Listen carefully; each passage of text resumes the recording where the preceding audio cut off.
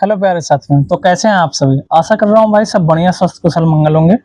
भाई जैसा कि आप सभी लोगों से मैंने कहा था कि हम जो है बीपीएससी के लिए जो है प्रीवियस ईयर क्वेश्चन बीपीएससी के हम करेंगे, ठीक है।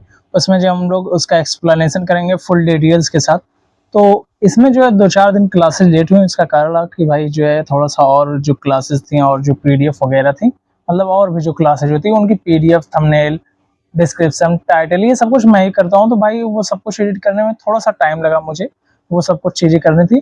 और जो है इसी कारण से अकेला व्यक्ति भाई क्या क्या संभाले, तो इसीलिए जो है मैंने उन सबको पहले थोड़ा सा प्रायोरिटी दी। क्योंकि भाई यूपीएसआई का एग्जाम जो है, यूपीपी का एग्जाम आप देख सकते हो 8, 9, 10 जून को जो है लगा हुआ है। इसी कारण से उन चीज़ों को थोड़ा सा प्रायोरिटी पहले दी, ठीक है। लेकिन अब हम लोग जो है अब क्या करेंगे भाई कि इसको जो है भाई एक भी क्लास मतलब ना लेट होगी ना ही मिस होगी, मतलब भाई पूरा का पूरा हम लोग जो है कंप्लीट करेंगे। और जो है बहुत लंबी लंबी ये क्लासेज होंगी, जिससे जो है हम कंटेंट को जल्दी से जल्दी जो है मतलब क्लासेज में जो है जल्दी से जल्दी प्रीवियस ईयर क्वेश्चंस को देख लेंगे। बहुत लंबी लंबी थोड़ी क्लासेज होंगी, ठीक है। चलिए हम लोग देखते हैं। आज हम लोग आधुनिक भारत का इतिहास से शुरू करेंगे। आधुनिक भारत का इतिहास, इसमें जो है यूरोपीय कंपनियों का आगमन से हम लोग देख लेंगे चीजों को। तो पुर्तगाली, इसमें पहला क्वेश्चन हमारा क्या हो जाएगा, पुर्तगाली उपनिवेश का प्रथम वायसराय भारत में कौन था? पुर्तगाली उपनिवेश का भारत में प्रथम वायसराय कौन था भाई, ये पूछा गया है। तो ऑप्शन नंबर सी इसमें सही हो जाएगा, अल्मीडा। अल्मीडा जो था भैया ये पुर्तगाली उपनिवेश का प्रथम वायसराय था भारत में। क्या था भैया? प्रथम वायसराय था पुर्तगाली उपनिवेश का। ये 2001 में बीबीएससी में पूछा गया प्रश्न है भाई, ठीक है। इसकी व्याख्या हम लोग चलिए देखते हैं। प्रथम पुर्तगाली वास्को डी गामा भारत के पश्चिमी तट पर स्थित बंदरगाह कालीकट पर 20 मई 1498 को पहुंचा। सॉरी, 20 मई 1498 को जो है प्रथम पुर्तगाली वास्को डी गामा भारत के पश्चिमी तट पर स्थित जो बंदरगाह था कालीकट, वहां पर पहुंचा था, ठीक है। उसने यहाँ पहुंचकर भारत में जो है नए समुद्री मार्ग की खोज की। कालीकट के तत्कालीन राजा जो जुमरिन था, जुमरिन जो है कालीकट के शासकों का पैतृक उपाधि थी। जो जुमरिन था ये क्या थी भैया? ये कालीकट के जो शासक थे उनकी पैतृक उपाधि थी जमोरिन। जमोरिन जो था इसने वास्को डिगामा का क्या किया था भैया? स्वागत किया था। वास्को डिगामा का स्वागत किसने किया था भैया? जमोरिन ने किया था, ठीक है। पुर्तगाली व्यापारियों ने भारत में कालीकट, गोवा, दमन, दीव एवं हुगली के बंदरगाहों में अपनी व्यापारिक कोठियां स्थापित की थी। भाई जो ये थे कौन भैया? पुर्तगाली। इन्होंने कहाँ कहाँ पर स्थापित की थी? तो कालीकट में, गोवा में, दमन में, दीव में, हुगली में, इन सब जगहों पर इन्होंने क्या किया था भैया? अपनी जो है भैया क्या की थी? स्थापित की थी क्या? कोठियां, यानी कि व्यापारिक कोठियां जो होती थी, फैक्ट्री वगैरह, ये सब कुछ स्थापित की थी, ठीक है। 1505 ईस्वी में फ्रांसिस्को द अल्मीडा भारत में जो है प्रथम पुर्तगाली वायसराय एवं गवर्नर बनकर आए। मतलब जो प्रथम पुर्तगाली वायसराय एवं गवर्नर बना था कौन भैया? Francisco de Almeida. ये कब बना था भैया? 1505 ईस्वी में। कब बना था भाई? 1505 ईस्वी में जो है ये क्या बना था भाई? फ्रांसिस्को द अल्मीडा भारत में जो है प्रथम पुर्तगाली वायसराय एवं गवर्नर बनकर आया था, ठीक है। व्यापारिक हितों के परिप्रेक्ष्य में हिंद महासागर में प्रभुत्व स्थापित करने के लिए अल्मीडा ने क्या चलाया था? ब्लू वाटर पॉलिसी चलाई थी, अर्थात नीला जल की नीति जो है प्रतिपादित किया था। ये पूछा जाने वाला एक इंपॉर्टेंट क्वेश्चन बनता है कि ब्लू वाटर पॉलिसी किसने चलाई थी? तो भैया फ्रांसिस्को दी अल्मीडा ने चलाई थी। ये कब आया था भारत? भारत कब आया था ये जो है वायसराय, पुर्तगाली वायसराय और गवर्नर बनकर? तो ये जो है 1505 ईस्वी में जो है भारत आया हुआ था। और इसने जो है ब्लू वाटर की पॉलिसी चलाई थी हिंद महासागर में प्रभुत्व स्थापित करने के लिए, ठीक है। और जो है ये क्या बोलते हैं, पुर्तगाली जो है ये भारत में कब आया था भैया? तो 20 मई 1498 को, 20 मई 1498 को वास्को डी गामा सर्वप्रथम आया था। और ये जमोरिन जो था ये जो है भैया इसका स्वागत करता है, ठीक है। चलिए आगे देखते हैं। बंगाल की खाड़ी, एक सेकंड थोड़ा सा और पतला कर लूं क्या? बंगाल की खाड़ी में समुद्री डकैती हेतु हुगली का उपयोग कौन करता था? भारत बंगाल की खाड़ी में जो है समुद्री डकैती हेतु जो है हुगली का उपयोग कौन करता था भैया? तो पुर्तगाली करते थे। पुर्तगाली क्या करते थे? बंगाल की खाड़ी में समुद्री डकैती हेतु क्या करते थे? हुगली का उपयोग किया करते थे, ठीक है। इसकी व्याख्या हम लोग देखते हैं। तो व्याख्या में क्या दिया गया हुआ? पुर्तगालियों द्वारा हुगली को बंगाल का की खाड़ी में समुद्री लूटपाट के लिए अड्डे के रूप में इस्तेमाल किया जाता था। ठीक है, आगे प्रश्न किया, भारत में 1613 ईस्वी में अंग्रेज ने अपनी पहली फैक्ट्री कहाँ स्थापित की थी? तो सूरत में स्थापित की थी। कहाँ पर स्थापित की थी भाई? सूरत में जो है, भारत में जो है 1613 ईस्वी में अंग्रेजों ने अपनी पहली फैक्ट्री स्थापित की थी। 1613 में भाई पहली फैक्ट्री अंग्रेजों ने कहाँ पर स्थापित की थी? तो सूरत में स्थापित की थी 1613 में। ठीक है, इसकी व्याख्या हम लोग देखते हैं। कैप्टन विलियम हॉकिंस सूरत से मुगल दरबार अप्रैल 1609 ईस्वी में पहुंचा, किंतु सूरत में फैक्ट्री की स्थापना की अनुमति पाने के सफल नहीं हो जाए। जो कैप्टन विलियम हॉकिंस था, ये सूरत से जो है मुगल दरबार में कब पहुंचा था? अप्रैल 1609 ईस्वी में। लेकिन भाई इसमें को जो है फैक्ट्री लगाने की अनुमति नहीं मिली थी। किसको भैया? कैप्टन विलियम हॉकिंस को। ये प्रश्न पूछा जाएगा कि सबसे पहले कौन गया था जिसने जो है दरबार में ये मांगा था कि मुझे जो है एक फैक्ट्री लगानी? तो कैप्टन विलियम हॉकिंस गया था फैक्ट्री मांगने के लिए। ठीक है, लेकिन जो है इसको मिल नहीं पाता है अनुमति। ठीक है, 1611 ईस्वी में पुर्तगालियों के विरोध के बावजूद कैप्टन मिडल्टन सूरत के समीप स्वालल्ली पहुंचा और जो है मुगल गवर्नर से वहां व्यापार करने की अनुमति पाने में सफल हो गया। भाई ये जो है कौन था भैया? Captain Middleton. ये सूरत के समीप जो है स्वालल्ली पहुंचा और वहां पर जो है ये मुगल गवर्नर से वहां के व्यापार करने की अनुमति पाने में सफल हो गया। ठीक है, कैप्टन थॉमस बेस्ट द्वारा 1612 ईस्वी स्वालल्ली सूरत के समीप है में पुर्तगालियों को हराकर एकाधिकार की निरंतरता को तोड़ा। इन्होंने जो है पुर्तगालियों को हरा दिया था। कब भैया? 1612 ईस्वी में स्वालल्ली में हराया था पुर्तगालियों को। किसने भैया? अंग्रेजों ने हराया था। कैप्टन थॉमस बेस्ट जो था उसने जो है 1612 ईस्वी में स्वालल्ली में क्या किया था? पुर्तगालियों को हराकर उनके एकाधिकार की निरंतरता को क्या कर दिया था भाई? तोड़ दिया था। ये कहाँ पर है स्वालल्ली? तो ये सूरत के पास में। कहाँ पर भाई? सूरत के पास में। ठीक, चलिए आगे देखते हैं।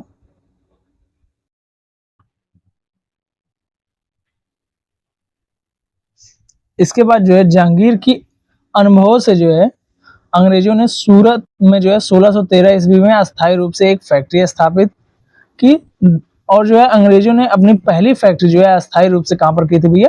मछलीपट्टनम में की थी। कहाँ पर की थी भैया? मछलीपट्टनम में जो है इन्होंने पहली अपनी अस्थायी जो है फैक्ट्री स्थापित की थी।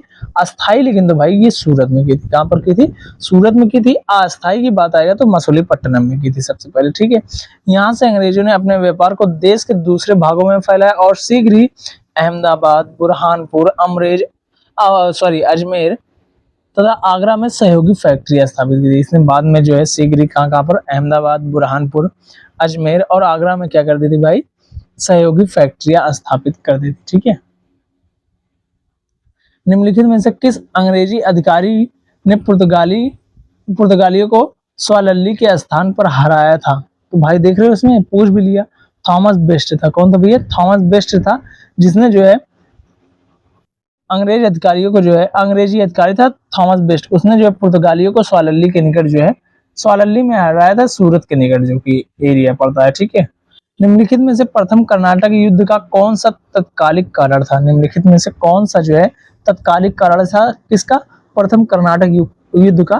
तो अंग्रेजों द्वारा फ्रांसीसी जहाजों का अधिग्रहण, ये जो है क्या था भैया? तत्कालिक कारण था। ये क्या था भाई? तत्कालिक कारण था, जिस कारण से प्रथम कर्नाटक युद्ध हुआ था।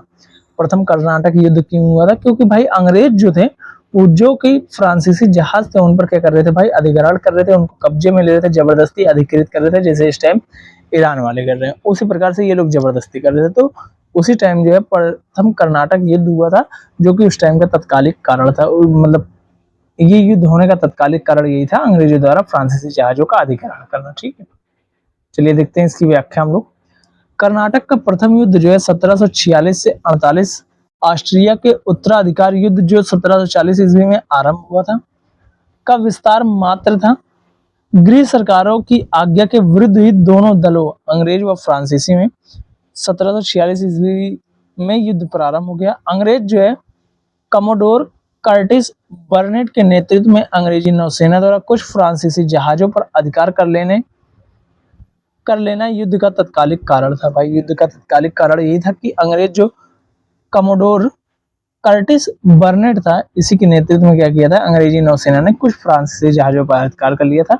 इसी कारण से जो है ये युद्ध हुआ था। और कर्नाटक का प्रथम युद्ध जो कब हुआ था भैया, 1746 से जो है 48, ये याद रखना भाई, ये इंपॉर्टेंट है कि 1746 से 1748 तक क्या हुआ था भैया, ऑस्ट्रिया के उत्तराधिकारी युद्ध जो है हुआ था कर्नाटक का प्रथम युद्ध। भाई ऑस्ट्रिया में हो रहा था, लेकिन भाई क्या था कि उसका विस्तार वहीं पर नहीं था, यहाँ पर भी हो गया था, क्योंकि भाई यहाँ पर भी अंग्रेज थे और फ्रांसीसी, तो इसी कारण से। ठीक है, प्रथम कर्नाटक युद्ध के समय ही कर्नाटक के नवाब अनवरुद्दीन ने महफूज खां के नेतृत्व में सेना को फ्रांसीसियों पर आक्रमण करने के लिए भेजा था। भाई प्रथम कर्नाटक युद्ध जो था उस टाइम जो है कर्नाटक के नवाब कौन था, अनवरुद्दीन था। कौन था भैया कर्नाटक का नवाब, तो भाई अनवरुद्दीन था। प्रथम कर्नाटक युद्ध में जो है नवाब, कर्नाटक का जो नवाब था अनवरुद्दीन, उसने जो है महफूज खां के नेतृत्व में सेना को फ्रांसीसियों पर आक्रमण करने के लिए भेजा। और जो है कैप्टन पैराडाइज के नेतृत्व में फ्रांसीसी सेना ने अडयार नदी पर स्थित सेंट थोम नामक स्थान पर नवाब को पराजित किया था। भाई जो कैप्टन पैराडाइज था उसी के नेतृत्व में फ्रांसीसी सेना ने क्या किया था, अडयार नदी पर स्थित जो है सेंट थोम नामक स्थान पर क्या किया था, नवाब को पराजित कर दिया था। कौन सा नवाब था, अनवरुद्दीन था, जो कि महफूज खां के नेतृत्व में जो है इसने जो है अपनी सेना भेजी थी, उसको जो है पराजित कर दिया था। ठीक है, यूरोप में युद्ध बंद होते ही कर्नाटक का प्रथम युद्ध जो है समाप्त हो गया। एक्स-ला-शापेल की संधि 1748 ईस्वी में ऑस्ट्रिया के उत्तराधिकार का युद्ध समाप्त हो गया तथा मद्रास अंग्रेजों को पुनः प्राप्त हो गया। मद्रास जो था वो अंग्रेजों को पुनः प्राप्त होता है। और जो एक्स-ला-शापेल की संधि होती है 1748 में होती है। इसके बाद जो है प्रथम कर्नाटक युद्ध जो है बंद हो जाता है, यानी कि प्रथम कर्नाटक युद्ध बंद होने के लिए जो है जिम्मेदार कौन है भैया, एक्स-ला-शापेल की संधि है। एक्स-ला-शापेल की संधि जो है ये 1748 ईस्वी में होता है। इसी के कारण जो है क्या बंद हो जाता है भाई, प्रथम जो है कर्नाटक युद्ध बंद हो जाता है। और जो है क्या होता है, मद्रास अंग्रेजों को पुनः प्राप्त हो जाता है। ठीक है, कर्नाटक का प्रथम युद्ध सेंट थोम के युद्ध के लिए स्मरणीय है। भाई कर्नाटक का प्रथम युद्ध जो है वो किसके लिए प्रसिद्ध है, सेंट थोमे के युद्ध के लिए जो है स्मरणीय है। ठीक है, 1760 का प्रथम वांडीवास का युद्ध अंग्रेजों द्वारा किसके खिलाफ लड़ा गया था, तो फ्रांसीसियों के खिलाफ। फ्रांसीसियों के खिलाफ जो है अंग्रेजों द्वारा 1760 ईस्वी में प्रथम प्रसिद्ध जो है वांडीवास का युद्ध जो है अंग्रेजों द्वारा जो है फ्रांसीसियों के खिलाफ जो है लड़ा गया था 1760 ईस्वी में। 1760 ईस्वी में वांडीवास का युद्ध अंग्रेजों द्वारा फ्रांसीसियों के खिलाफ लड़ा गया था। ठीक है, चलिए आगे देखते हैं हम लोग। वांडीवास युद्ध, वांडीवास युद्ध जो है जनवरी 1760 ईस्वी में। वांडीवास युद्ध कब भैया, तो जनवरी 1760 ईस्वी में अंग्रेजों तथा फ्रांसीसियों के मध्य हुआ था। किसके किसके बीच भाई, अंग्रेजों और फ्रांसीसियों के मध्य ये युद्ध हुआ था।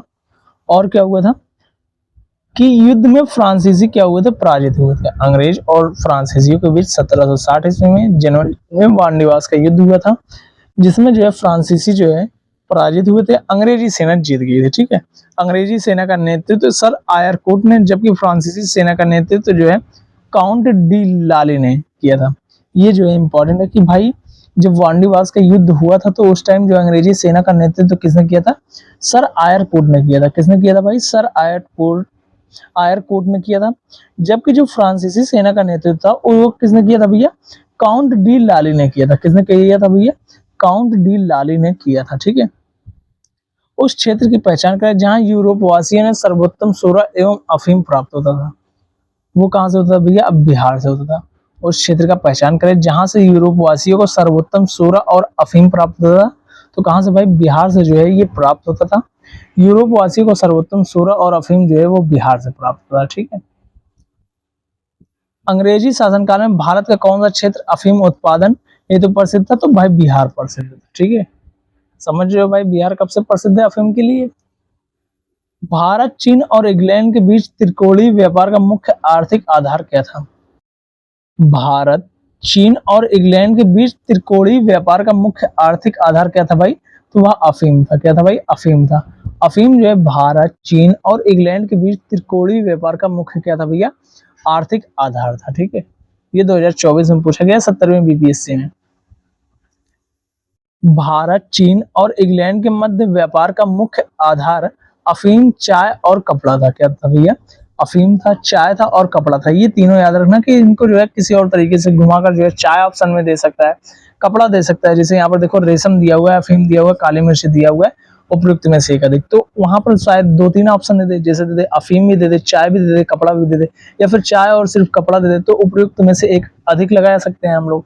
ठीक है, अगर सिर्फ चाय दे देगा तो चाय लगाएंगे, अगर सिर्फ कपड़ा दे देगा तो सिर्फ कपड़ा लगाएंगे, अगर तीनों दे देगा तो उपयुक्त में से एक से अधिक लगाएंगे, और अगर जो है 2 दे देगा तो भी जो है हम उपयुक्त में से एक अधिक लगाएंगे। ठीक है, ब्रिटिश ईस्ट इंडिया कंपनी ने भारत के बंगाल और बिहार आदि क्षेत्रों में अफीम की खेती पर एकाधिकार जो है स्थापित किया था। ब्रिटिश ईस्ट इंडिया ने क्या किया था, भारत के बंगाल और बिहार आदि क्षेत्रों पर क्या किया था, अफीम की जो खेती थी उस पर एकाधिकार स्थापित कर लिया था।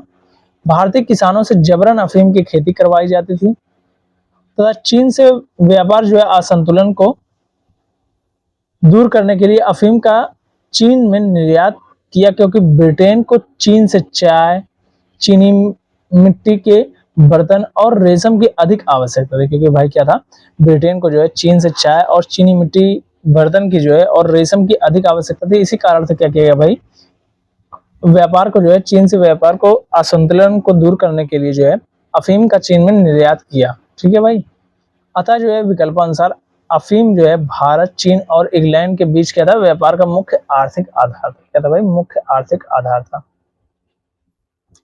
अब देखो सूची 1 को जो है सूची 2 से मिलाना है। खोजकर्ता, जन्म स्थान, Christopher Columbus, Jacques Cartier, sir Francis Drake, पुर्तगाल, यूनाइटेड किंगडम, इटली। ठीक है, तो इसका जो है हम लोग को मिलान करना है। खोजकर्ता है एक जगह और एक जगह क्या है भाई, जन्म स्थान उनका है। ठीक है, खोजकर्ता है और जो है उनका जन्म स्थान है। ठीक है, ये देखो पूर्व दिया गया और जो है फर्डिनेंड मैगलन है। ठीक है, ये जो है इनका कोड दिया गया और फ्रांस है। इसमें जो है देखो यहाँ पर ऑप्शन से ऐसे नहीं समझ पाओगे, सीधा मैं नीचे ले चल रहा हूँ आंसर पे, क्योंकि भाई आधा वहां पर दिया होगा क्वेश्चन, आधा यहाँ पर दिया गया होगा। ठीक है, तो जो है क्रिस्टोफर कोलंबस का जन्म कहां पर हुआ था भाई, इटली में हुआ था। क्रिस्टोफर कोलंबस का जन्म इटली में हुआ था। जैक्स कार्डियर का जो है जन्म कहां पर हुआ था भाई, फ्रांस में हुआ था। क्रिस्टोफर कोलंबस का जन्म कहां पर हुआ था, इटली में हुआ था।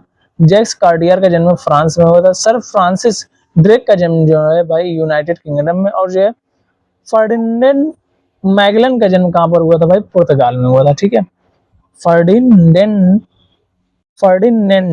मैगलन का जन्म पुर्तगाल में, सर फ्रांसिस ड्रेक का यूनाइटेड किंगडम में, जैक्स कार्डियर का फ्रांस में, और जो क्रिस्टोफर कोलंबस का इटली में। Christopher Columbus Italy, Jack Cartier France में, सर फ्रांसिस ड्रेक जो है यूनाइटेड किंगडम, और जो है फर्डिनेंड मैगलन जो है इनका जो है पुर्तगाल में हुआ था भाई। ठीक है, ईस्ट इंडिया कंपनी और बंगाल के नवाब के बारे में हम लोग देखते हैं किस प्रकार से क्या क्या चीजें थी, सारे के सारे युद्ध किस प्रकार से हुए थे और क्या क्या चीजें किस प्रकार से हुई थी। ठीक है, तो बक्सर की लड़ाई के बाद किस संधि का पर हस्ताक्षर किए गए, बक्सर की लड़ाई के बाद जो है किस संधि पर हस्ताक्षर किए गए, तो भाई इलाहाबाद की संधि पर, इलाहाबाद की संधि पर हस्ताक्षर किए गए जब बक्सर की लड़ाई होती है। ठीक है, बक्सर की लड़ाई अक्टूबर 1764 ईस्वी में मीर कासिम, अवध के नवाब सिराजुद्दौला और मुगल सम्राट शाह आलम द्वितीय की संयुक्त सेना थी तथा अंग्रेजों के बीच हुई थी। मतलब भाई इधर से 3 राजा, 3 थे, कौन कौन, मीर कासिम था, अवध के नवाब सिराजुद्दौला थे, और जो मुगल सम्राट कौन था, शाह आलम द्वितीय था। मुगल सम्राट कौन था भाई, शाह आलम द्वितीय था। 1764 ईस्वी में जो है ये लड़ा गया था बक्सर की लड़ाई, अक्टूबर 1764 में। ठीक है, संयुक्त सेना थी इनकी और जो अंग्रेजों के बीच ही लड़ाई हुई थी। ठीक है, युद्ध में अंग्रेज विजयी रहे और ब्रिटिश सेना का नेतृत्व कौन कर रहा था, हेक्टर मुनरो कर रहा था। बक्सर की लड़ाई में ब्रिटिश सेना का नेतृत्व कौन कर रहा था भाई, हेक्टर मुनरो कर रहा था। कौन कर रहा था भाई, हेक्टर मुनरो जो है ब्रिटिश सेना का नेतृत्व कर रहा था। ब्रिटिश सेना का नेतृत्व कौन कर रहा था भैया, तो हेक्टर मुनरो कर रहा था ब्रिटिश सेना का नेतृत्व। ठीक है, बक्सर की लड़ाई अक्टूबर 1764 में मीर कासिम, अवध के नवाब सिराजुद्दौला और मुगल सम्राट शाह आलम द्वितीय की संयुक्त सेना तथा अंग्रेजों के मध्य हुई थी। युद्ध में अंग्रेज विजयी रहे। ब्रिटिश सेना का नेतृत्व हेक्टर मुनरो ने किया था। ब्रिटिश सेना का नेतृत्व किसने किया था, हेक्टर मुनरो ने किया था। इस युद्ध की समाप्ति पर इलाहाबाद की 2 संधियां 1765 ईस्वी में हुई थी। इलाहाबाद की क्या हुई थी, 2 संधियां 1765 में हुई थी। कौन कौन सी थी, इलाहाबाद की प्रथम संधि क्लाइव तथा मुगल सम्राट शाह आलम द्वितीय के मध्य हुई, जबकि इलाहाबाद की दूसरी संधि क्लाइव और अवध के नवाब शुजाउद्दौला के बीच हुई थी। किसके बीच हुई थी भाई? क्लाइव तथा मुगल सम्राट शाह आलम द्वितीय के बीच प्रथम संधि, और द्वितीय संधि जो है क्लाइव और जो है अवध के नवाब शुजाउद्दौला के मध्य हुई थी। ठीक है, लेकिन ब्रिटिश सेना का नेतृत्व कौन कर रहा था? हेक्टर मुनरो कर रहा था बक्सर की लड़ाई में। कब हुआ था? अक्टूबर 1764 में। अक्टूबर 1764 में बक्सर की लड़ाई हुई थी। अंग्रेजों की तरफ से नेतृत्व कौन कर रहा था? हेक्टर मुनरो कर रहा था। और जो है संधि जो है कब होती है? 1765 में होती है, इलाहाबाद की संधि, जिस प्रकार से जो है क्या होता है कि बक्सर की जो है लड़ाई समाप्त हो जाती है, युद्ध समाप्त हो जाता है। बक्सर की लड़ाई में जो है एक तरफ से कौन कौन लड़े थे? मीर कासिम था, अवध के नवाब शुजाउद्दौला थे, और मुगल सम्राट जो है शाह आलम द्वितीय था। और दूसरी तरफ जो अंग्रेजी सेना थी, जिसका नेतृत्व कौन कर रहा था भाई? हेक्टर मुनरो कर रहा था। कई बार इसलिए पढ़ दे रहा हूँ भाई, जिससे तुम लोगों को आसानी से चीजें दिमाग में बसी हुई है। ठीक है, इलाहाबाद की संधि के बाद रॉबर्ट क्लाइव ने मुर्शिदाबाद का उप दीवान किसे बनाया था? तो मोहम्मद रजा खान को। किसको बनाया था भैया? मोहम्मद रजा खान को जो है इलाहाबाद की संधि के बाद रॉबर्ट क्लाइव ने मुर्शिदाबाद का क्या बनाया था? उप दीवान बनाया था। मुर्शिदाबाद का उप दीवान जो है किसको बनाया गया? किसको बनाया गया था? तो मोहम्मद रजा खान को बनाया था। किसने भैया? रॉबर्ट क्लाइव ने। रॉबर्ट क्लाइव ने मुर्शिदाबाद का उप दीवान किसे बनाया? मोहम्मद रजा खान को बनाया था इलाहाबाद की संधि के बाद। इलाहाबाद की दूसरी संधि अगस्त 1765 के अनुसार भगोड़े सम्राट शाह आलम को अंग्रेजी संरक्षण में ले लिया गया, उसे इलाहाबाद में रखा गया। शाह आलम द्वितीय ने अपने 12 अगस्त 1765 ईस्वी के फरमान द्वारा कंपनी को बंगाल, बिहार, उड़ीसा ये सब कुछ जो है भाई दे दिया था। ठीक है, बंगाल, बिहार, उड़ीसा की दीवानी अस्थायी रूप से जो है दे दी, जिसके बदले कंपनी सम्राट को 26 लाख रुपए देगी, और जो है निजामत के व्यय के लिए जो है 53 लाख रुपए देगी। ये उस टाइम भाई कंपनी कहती थी। ठीक है, इस समय कंपनी सीधे कर संग्रह करने का भार ना तो लेना चाहती थी, और ना ही उसके पास ऐसी क्षमता थी। मतलब इस टाइम जो है कंपनी किस प्रकार से थी कि वो भाई ना ही भार ले सकती थी, ना ही उसके पास इतनी क्षमता थी कि वो सीधे कर जो है ले सके किसी से। इसीलिए जो इसने कहा शाह आलम से कि भाई तू ही जो है लेगा। ठीक है, ये सारी की सारी चीजें तू ही लेगा। ठीक है, कंपनी के दीवानी कार्य के लिए जो है दो उप दीवान जो है मुर्शिदाबाद, बंगाल के लिए जो है मोहम्मद रजा खान को, और बिहार के लिए जो है रजा सिताब राय की नियुक्ति की गई। भाई ये पूछा जा सकता है कि बिहार के लिए जो है इलाहाबाद की जब दूसरी संधि, तो प्रथम संधि और दूसरी संधि, तो द्वितीय संधि में जो है बिहार के लिए जो है उप दीवान किसको रखा गया था? तो भाई राजा सिताब राय को रखा गया था। किसको रखा गया था? राजा सिताब राय को। भाई ये जब पूछा गया है कि बंगाल के लिए किसको रखा गया था, तो भाई इसके लिए भी भाई पूछा जा सकता है, या फिर मुर्शिदाबाद के लिए जो पूछा है उप दीवान किसको रखा गया है, तो बिहार के लिए भी पूछा जा सकता है कि बिहार के लिए जो है किसको रखा गया, तो राजा सिताब राय की नियुक्ति की गई। ठीक है, मोहम्मद रजा राज उप नाजिम के रूप में भी कार्य करते थे। इस प्रकार समस्त दीवानी और निजामत का कार्य भारतीयों द्वारा ही चल रहा था, यद्यपि उत्तरदायी कौन होती थी भाई?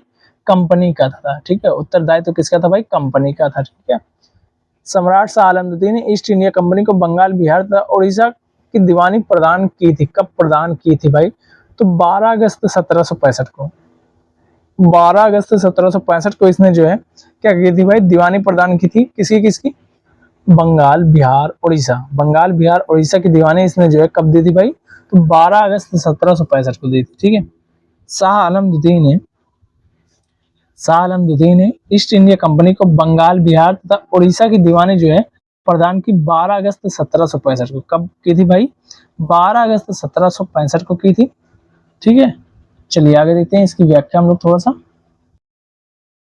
इलाहाबाद की प्रथम संधि 12 अगस्त 1765 को हुई थी, के तहत मुगल बादशाह शाह आलम द्वितीय ने कंपनी को बंगाल, बिहार और उड़ीसा की दीवानी अस्थायी रूप से दे दी, तथा इलाहाबाद की द्वितीय संधि 16 अगस्त, भाई 12 अगस्त को प्रथम, 16 अगस्त को द्वितीय, ठीक है, के तहत अवध के नवाब शुजाउद्दौला ने इलाहाबाद और कड़ा के जिले जो है मुगल बादशाह शाह आलम द्वितीय को देने का वादा किया। भाई इलाहाबाद और कड़ा के जो जिले थे मुगल बादशाह द्वितीय आलम को जो है देने का जो है अवध का नवाब जो था शुजाउद्दौला, जो कि 16 अगस्त 1765 को द्वितीय क्या हुई थी भाई? इलाहाबाद की संधि हुई थी। उसमें इसने कहा कि भाई मैं जो है अपना सारा का सारा राजपाट इलाहाबाद और कड़ा का जो है ये किसको दे दूंगा? मुगल बादशाह शाह आलम द्वितीय को दे दूंगा। ये कब कहा था भाई?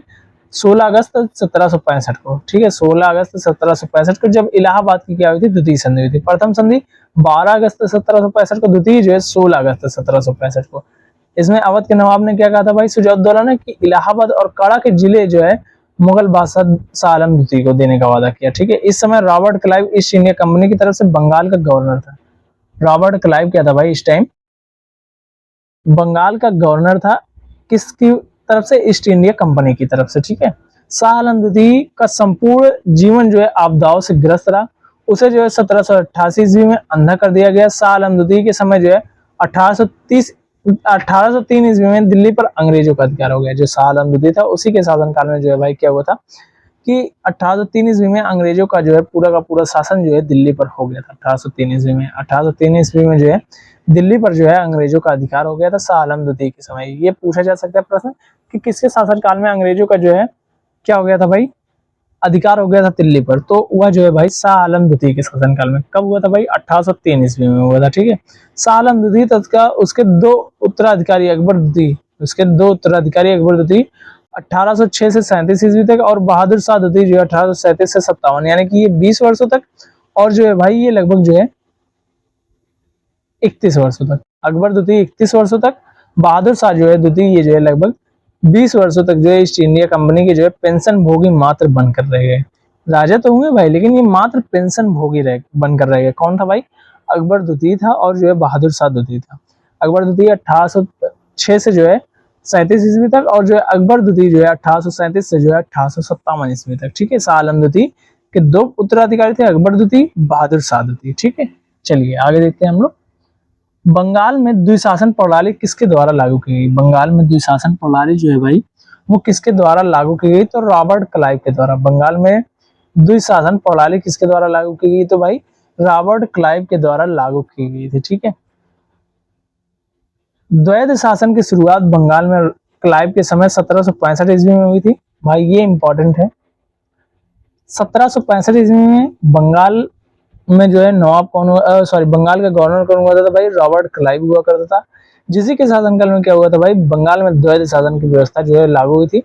28 अगस्त 1772 को कोर्ट ऑफ डायरेक्टर ने बंगाल में द्वैध शासन को समाप्त कर दिया था। भाई ये भी प्रश्न पूछा जा सकता है कि बंगाल में द्वैध शासन किसने समाप्त किया था, तो कोर्ट ऑफ डायरेक्टर ने समाप्त किया था। कब किया था, तो 28 अगस्त 1772 में। 28 अगस्त 1772 में कोर्ट ऑफ डायरेक्टर ने क्या किया था भाई, बंगाल में द्वैध शासन को समाप्त करने का निर्णय लिया। इस निर्णय को 1772 ईस्वी में वारेन हेसिंगटन ने लागू किया था। भाई इस निर्णय को जो है 1772 ईस्वी में किसने लागू किया था, वारेन हेसिंगटन ने लागू किया था।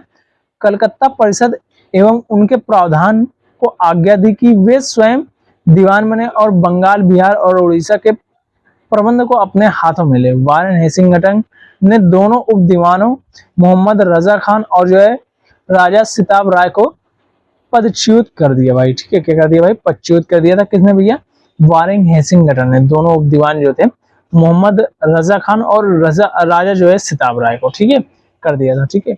और जो है क्या किया गया था, इस निर्णय के बाद कलकत्ता परिषद और उनके प्रधान को आज्ञा दी गई कि वे स्वयं दीवान बने और बंगाल, बिहार तथा उड़ीसा के प्रबंध को अपने हाथ में ले लें, ठीक है। और इसको लागू किसने किया था, किसको भैया, द्वैध शासन समाप्त करने को लागू किसने किया था भाई, तो जो है वारेन हेसिंगटन ने किया था। कब किया था, 1772 में। लेकिन लाया कौन था बंगाल में द्वैध शासन, तो रॉबर्ट क्लाइव लाया था। कब लाया था भाई, 1765 में लाया था। लेकिन 1772 में जो है कोर्ट ऑफ डायरेक्टर ने समाप्त करने का निर्णय लिया था 28 अगस्त को, ठीक है। लेकिन 1772 में जो है लागू किसने किया था, वारेन हेसिंगटन ने, ये याद रखना, ठीक है। चलिए आगे देखते हैं। अंग्रेजों ने भारत पर लंबे समय तक राज कैसे किया, ठीक है, कैसे किया था भाई, अंग्रेजों ने भारत में लंबे समय तक राज, तो ये दोनों ऑप्शन सही ही नहीं है भाई। ये दोनों ऑप्शन जो है भाई वो सही ही नहीं है। बांटो और राज करो की नीति के कारण, ये जो है ऑप्शन नंबर सी जो है हमारा वो बिल्कुल सही हो जाएगा, ठीक है। अंग्रेजों द्वारा भारत पर लगभग 200 वर्षों तक राज करने का प्रमुख कारण क्या था, बांटो और राज करो की नीति। क्या थी भाई, बांटो और राज करो की नीति के कारण क्या हुआ था भाई, कि जो है भारत में जो है अंग्रेज लगभग 200 वर्षों तक राज करने में सक्षम रहे थे, ठीक है। आगे देखते हैं हम लोग, क्षेत्रीय राज्य मैसूर एवं पंजाब। क्या भाई, क्षेत्रीय राज्य मैसूर एवं पंजाब। देखते हैं इसमें पहला हमारा क्वेश्चन क्या है, टीपू सुल्तान ने अपनी राजधानी बनाई। तो टीपू सुल्तान ने भाई अपनी